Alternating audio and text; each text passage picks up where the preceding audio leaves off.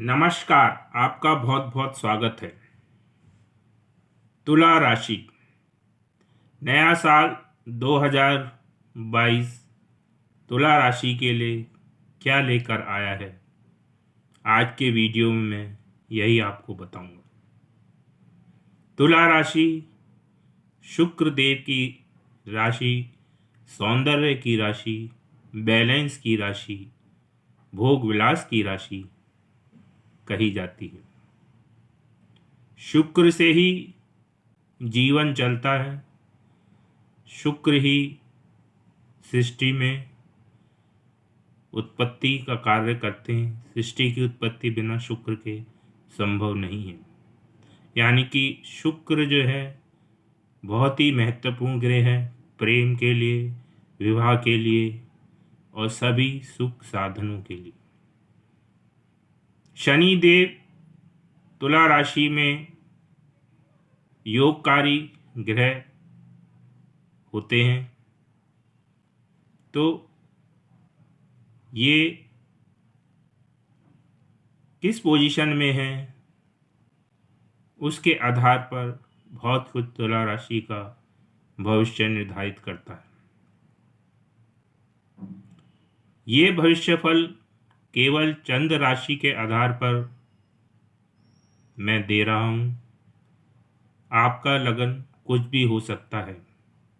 अगर आपका लगन तुला राशि है तो उसके भी आपको परिणाम मिलते जुलते मिलेंगे।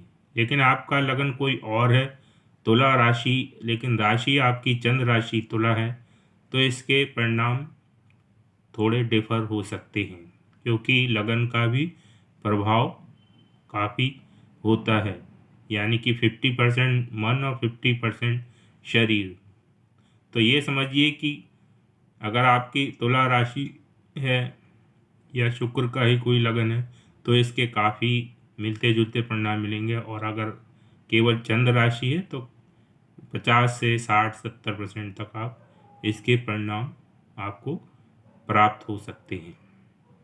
ये भविष्यवाणी 4 महत्वपूर्ण ग्रह शनि, गुरु, राहु, केतु के आधार पर मैं आपको बता रहा हूँ, क्योंकि ये ग्रह सबसे ज़्यादा समय तक एक राशि में चलते हैं, क्योंकि चारों ग्रह की स्पीड कम है। शनि 2.5 साल, बृहस्पति 1 साल और राहु केतु करीब 1.5 साल तक रहते हैं एक राशि में। तो काफ़ी समय तक एक राशि में होने के कारण वो उनके परिणामों को काफ़ी हद तक इफेक्ट करते हैं। तो गोचर से इन्हीं 4 ग्रहों को महत्वता दी जाती है। तो इसी के आधार पर मैं आपका राशिफल बता रहा हूँ। साल के शुरुआत में सबसे पहले शनि देव की बात कर लेते हैं, जो कि इस कुंडली का योगकारी ग्रह है, जिस पे कि आपका काफ़ी डिपेंड करेगा कि कैसा रहेगा साल। तो शनि इस समय आपके मकर राशि में चल रहे हैं और शश नामक राजयोग को बनाए हुए हैं। तो 29 अप्रैल तक शश नामक राजयोग ये चतुर्भाव में बनाए हुए हैं। इस दौरान आपको प्रॉपर्टी का सुख, वाहन का सुख और घर का सुख अच्छा मिलेगा। और अगर आप राजनीति से जुड़े हुए हैं तो आपको राजनीति में भी फ़ायदा हो सकता है। इस दौरान आपको अगर टिकट वगैरह मिलने की कोशिश कर रहे हैं तो वो भी मिल सकता है। लेकिन शनि क्योंकि ढैया भी बना रहे हैं तुला राशि में, क्योंकि चतुर्थ भाव में चल रहे हैं चंद्रमा से, तो ये ढैया भी इस समय शनि की चल रही है। लेकिन क्योंकि ये योगकारी हैं, शश नामक राजयोग बना रहे हैं, तो भौतिक सुखों में तो कमी नहीं करेंगे, लेकिन मानसिक सुखों में कमी कर सकते हैं। जैसे कि आपका माता से संबंधित चिंता हो सकती है, माता का स्वास्थ्य से संबंधित चिंता हो सकती है। ठीक है, कैरियर से संबंधित आपको चिंताएं बढ़ा देगा, क्योंकि कैरियर वाले भाव में इसकी दृष्टि है। रोग ऋण शत्रु वाले भाग पे इसकी दृष्टि है, तो उसमें भी ये जो है आपको थोड़ा सा दिक्कतें पैदा कर सकता है। उसके बाद इसकी जो 10वीं दृष्टि पड़ती है वो लगन पे पड़ती है, तो आपको थोड़ा आलसी सुस्त बना सकता है शनि। तो ये नेगेटिव प्रभाव मानसिक रूप पे आपको देगा, लेकिन भौतिक रूप में आपको इन चीज़ों में फ़ायदा ही कराएगा। यानी कि आपको प्रॉपर्टी, वाहन और जो भी चतुर्भाव से संबंधित है भौतिक चीज़ें, तो वो आपको मिलेंगी। कैरियर में भी ठीक ठाक रहेगा, लेकिन मानसिक शांति या सेटिस्फैक्शन आपको नहीं मिलेगा। लगन पे भी जो है चिंता रहेगी, क्योंकि लगन पे दृष्टि है, आलसी बना सकता है, और वो ऋण शत्रु भी आपके हो सकते हैं, लेकिन योगकारी होने की वजह से, शशनामंग राजू की होने की वजह से ये सब दब जाएंगे। तो 29 अप्रैल तक ये स्थिति रहने वाली है। उसके बाद 29 अप्रैल के बाद ये आपकी कुंभ राशि में चले जाएंगे। 29 अप्रैल से 12 जुलाई तक ये कुंभ राशि में ही रहेंगे। कुंभ राशि इनकी मूल त्रिकोण राशि है। कोई भी ग्रह अपनी मूल त्रिकोण राशि में अच्छा फील करता है, उसके रिजल्ट में बहुत ज़्यादा अंतर होता है उसकी सामान्य राशि और मूल त्रिकोण राशि से। यानी मूल त्रिकोण राशि में वो अच्छा फील करता है तो अच्छे रिजल्ट देता है। तो कुंभ राशि में जब वो आएंगे, स्वराशि के होंगे, योगकारी होंगे, मूल त्रिकोण राशि में होंगे, तो आप अगर पढ़ाई कर रहे हैं, छात्र हैं, तो पढ़ाई के लिए बहुत अच्छा है, संतान के लिए बहुत अच्छा है।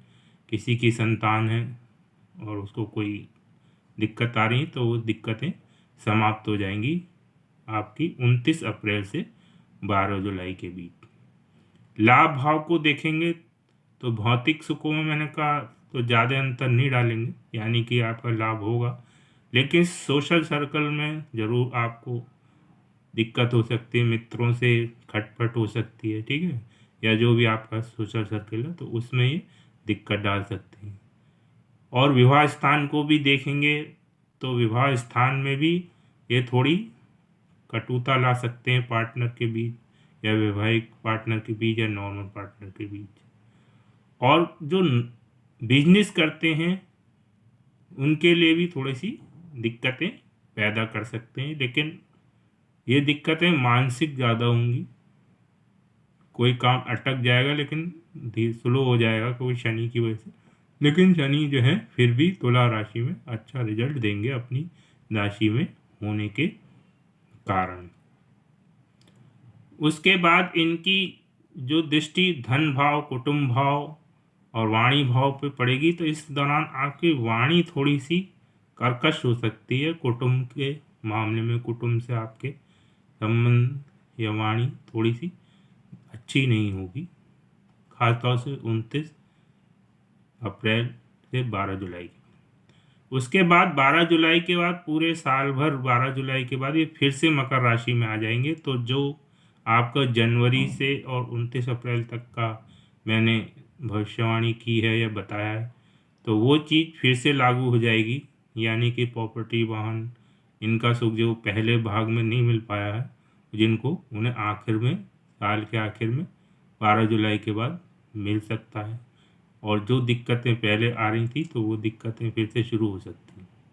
तो शनि का जो फेवरेबल टाइम है 29 अप्रैल से 12 जुलाई के बीच शनि आपको काफ़ी प्रसिद्धि दिलाने वाले हैं, काफ़ी धन दिलाने वाले हैं। प्रॉपर्टी, वाहन यानी कि भौतिक सुखों में तो अवश्य ही आपको फ़ायदा करेंगे, संतान को ही फ़ायदा करेंगे।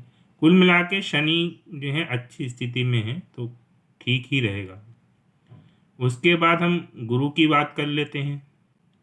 गुरु आपके 12 जुलाई को शाम तक, 12 अप्रैल शाम तक जो है आपके कुंभ राशि में संचरण कर रहे हैं। उसके बाद ये 29 जुलाई तक जो है, 12 जुलाई से 29 जुलाई तक मीन राशि में ही रहेंगे, मीन राशि में चले जाएंगे। और 29 जुलाई से पूरे जो नवंबर तक जो है ये वक्रीय रह के मीन राशि में ही रहेंगे। यानी कि 12 जुलाई तक तो ये कुंभ राशि में रहेंगे, 12 जुलाई से साल के एंड तक जो है ये मीन राशि में रहेंगे। लेकिन मीन राशि में 29 जुलाई से और 24 नवंबर के आसपास तक ये वक्रीय रहेंगे। ठीक है। और शनि भी आपको मैंने बताया ही है कि 29 अप्रैल तक जो हैं वो मकर राशि में, और फिर 12 जुलाई से फिर से मकर राशि में वक्री हो जाएंगे। यानी कि गुरु और शनि दोनों को देखा जाए मिला के, तो आपका जो है अप्रैल के बाद मई जून जुलाई तक का समय, क्योंकि दोनों ही उस समय ठीक कंडीशन में होंगे, बहुत अच्छा रहने वाला है। ठीक है ना, मई जून जुलाई आपके लिए, क्योंकि ना ही वो वक्रीय होंगे दोनों ग्रह, और स्थिति भी सही होगी उनकी, तो ये फेवरेबल टाइम है हर चीज़ के लिए। अब गुरु क्या देंगे? गुरु इस समय कुंभ राशि में है। हालांकि तुला राशि में वो अच्छे घर के स्वामी नहीं बनते हैं, ठीक है, क्योंकि एक तीसरा घर मिला हुआ है और एक उन्हें छठा घर बना है, दोनों ही अच्छे भाव नहीं हैं। लेकिन गुरु की दृष्टियां जो हैं अच्छी होती हैं। गुरु शनि के घर में जो है अच्छे परिणाम कुंभ राशि में जो है, उन वैसे तो कहते हैं गुरु जहाँ बैठते हैं वहाँ हानि करते हैं, तो जनरली ये जो है दोनों में समता है, शुक्र में भी और शनि और गुरु, गुरु की शुक्र शनि से समता है। तो क्योंकि ये तुला राशि है, शुक्र की राशि है, और इस समय वो अप्रैल तक जो है 12 अप्रैल तक शनि की राशि में रहेंगे, तो ना ज़्यादा बहुत बुरा ना ज़्यादा बहुत अच्छा। खास तौर से संतान के लिए थोड़ा दिक्कत पैदा कर सकते हैं, लेकिन विद्या के लिए ओवरऑल ठीक ही रहेगा। ठीक है, उनकी दृष्टि नवम भाव पे पड़ रही है, तो भाग्य भी, क्योंकि उनकी दृष्टि चाहे वो किसी भी राशि में हो अच्छी होती है, तो उच्च शिक्षा के लिए आप जा सकते हैं, भाग्य भी आपका सपोर्ट करेगा कार्य में। सातवीं दृष्टि लाभ भाव में, तो लाभ ये आपको कराएंगे। ठीक है, 12 अप्रैल तक लाभ कराएंगे आपको। ठीक है, और लगन पे भी दृष्टि है, तो लगन पे दृष्टि होने के बाद आप पढ़ाई लिखाई विद्वता अगर कोई करना चाहते हैं, कोई किसी चीज़ का कोर्स, सलाह से संबंधित, एडमिनिस्ट्रेशन से संबंधित कोई कोर्स करना चाहते हैं तो आप कर सकते हैं, या आप एडमिनिस्ट्रेशन का ही कार्य करते हैं तो उसमें आपको अच्छा कॉन्फिडेंस आएगा, आप अच्छी तरीके से प्रशासन चला पाएंगे। उसके बाद जो है 12 अप्रैल से ये मीन राशि में अपनी स्वयं की राशि में आ जाएंगे, तो स्वयं की राशि में आ जाने से इनमें बल आ जाएगा, क्योंकि शनि की राशि से निकल जाएंगे। लेकिन ये भाव, छठा भाव अच्छा नहीं है, क्योंकि रोग ऋण शत्रु का है। लेकिन स्वराशि होने के कारण रोग ऋण शत्रु को तो बढ़ाएंगे, क्योंकि गुरु जहाँ बैठता है उसको थोड़ा सा एक्सपेंशन दिन देता है। ठीक है, तो रोग ऋण शत्रु बढ़ सकते हैं, लेकिन आप लोन अगर आपको आवश्यकता है तो लोन भी दिलवा देंगे, ऋण से ही संबंधित है। ठीक है ना, अगर आप डॉक्टर हैं तो रोग वगैरह में आप अच्छा सक्सेस करेंगे, आपके पास पेशेंट ज़्यादा आएंगे, आप उनका इलाज अच्छी तरीके से कर सकते हैं। ठीक है, और आप वकील वगैरह हैं या पुलिस में हैं या वो हैं, तो कोर्ट कचहरी के काम में आपको सफलता मिल सकती है। तो ये इस पे डिपेंड करेगा कि आपकी लगन में क्या स्थिति है गुरु की। वैसे ओवरऑल गुरु अपनी राशि में होने के कारण कोई भी दिक्कतें आएंगी तो उसका वो समाधान उसको कर देंगे। गुरु की दृष्टि क्योंकि 12th हाउस में पड़ रही है, तो आप विदेश में पढ़ने जा सकते हैं, विदेश में कार्य, विदेश से संबंधित कार्यों में रुचि ले सकते हैं, क्योंकि कार्य क्षेत्र पे ही पड़ रही है, तो कार्य से संबंधित कार्य आप विदेश से कर सकते हैं, या विदेश में कार्य करना चाहते हैं, नौकरी करना चाहते हैं, तो इस समय आप विदेश भी जा सकते हैं नौकरी के सिलसिले में, या विदेश से संबंधित इंपोर्ट एक्सपोर्ट या किसी भी कार्य, क्योंकि पंचम दृष्टि इनकी जो है कार्य क्षेत्र पे, और सातवीं दृष्टि इनकी आप सातवीं दृष्टि इनकी जो विदेश भाव पे, और नवीं दृष्टि धन, यानी कि धन भी मिलेगा। ठीक है, और कार्य क्षेत्र से संबंधित भी हो गया और विदेश से संबंधित भी हो गया, यानी इन तीनों चीज़ों को देखा जाए तो आप विदेश से संबंधित कार्यों में या कार्य क्षेत्र में कार्य कर सकते हैं और उससे धन भी कमा सकते हैं। तो अगर आपका ऐसा कहीं वो बन रहा है तो आप ज़रूर उससे जुड़िए। अब गुरु जो है 29 जुलाई के बाद वक्रीय हो जाएंगे नवंबर तक। तो वक्रीय होने के कारण थोड़ी सी दिक्कतें बढ़ा सकते हैं। रोग ऋण शत्रु फिर से आपके मतलब जो वो कंट्रोल कर रहे थे थोड़ा सा आउट ऑफ कंट्रोल हो सकता है, लेकिन नवंबर के बाद फिर स्थिति सुधर जाएगी। मार्च में गुरु अस्त होंगे, ठीक है ना। मार्च में लगभग पूरे मार्च अस्त ही रहेंगे 27 मार्च तक, ठीक है ना। फरवरी के एंड में 23 फरवरी से 27 मार्च तक लगभग गुरु अस्त रहेंगे, ठीक है ना। तो गुरु अस्त होने से आपको जो है रोग ऋण शत्रु विद्या इनमें जो है परेशानियों का सामना करना पड़ सकता है। यानी कि गुरु सबसे अच्छा टाइम गुरु का जो है 12 अप्रैल से शुरू होके आपका मई जून जुलाई जो मैंने बताया जुलाई तक का शनि और गुरु जो है अपने पॉजिटिव रिजल्ट देंगे। जो भी आपको इस साल मिलने वाला है वो इन 3 महीनों में ही आपको ज़्यादातर मिल जाएगा। अब राहु केतु की बात कर लेते हैं। राहु आपके अष्टम भाव में चल रहे हैं इस समय, ठीक है, और केतु आपके धन भाव में चल रहे हैं। तो अष्टम में राहु बहुत अच्छे परिणाम नहीं देता, कष्टों को बढ़ाता है। तो अष्टम भाव रोग ऋण रोग ऋण नहीं दुख भाव है, ठीक है ना। चोट चपेट इन सब से थोड़ा सा आपको 12 जुलाई तक बच के रहना है, क्योंकि 12 जुलाई के बाद ये भी राशि परिवर्तन अपना करने वाले हैं राहु केतु। 12 जुलाई के बाद आपके राहु सप्तम भाव में आ जाएंगे और केतु लगन में आ जाएंगे। तो अभी तक 12 जुलाई तक ये धन के मामले में कुटुंब के मामले में केतु दिक्कतें पैदा कर रहा था, वाणी के मामले में। और राहु जो है ससुराल से संबंधित कार्यों में, ससुराल से अच्छे संबंध नहीं चल रहे होंगे इस दौरान, ससुराल से दिक्कतें हो रही होंगी, ठीक है ना। और रिसर्च वगैरह के कार्य के लिए तो अच्छा है, अगर इस समय अगर आप कोई रिसर्च से जुड़े हुए हैं तो अच्छा हो सकता है, और विदेश से जुड़े हुए हैं तब भी अच्छा हो सकता है, क्योंकि जो है विदेश भाव में बुध की राशि पड़ती है जो राहु की मित्र राशि है, ठीक है ना। तो राहु विदेश से संबंधित कार्य, रिसर्च से संबंधित कार्यों में इस दौरान आपको अच्छा, कम्युनिकेशन संबंधित कार्यों में, क्योंकि बुध कम्युनिकेशन को भी दिखाता है। तो अगर कम्युनिकेशन फील्ड से जुड़े हुए हैं, कंप्यूटर से जुड़े हुए हैं, रिसर्च से जुड़े हुए हैं, तो इस दौरान आपको 12 जुलाई तक फ़ायदा दे सकते हैं।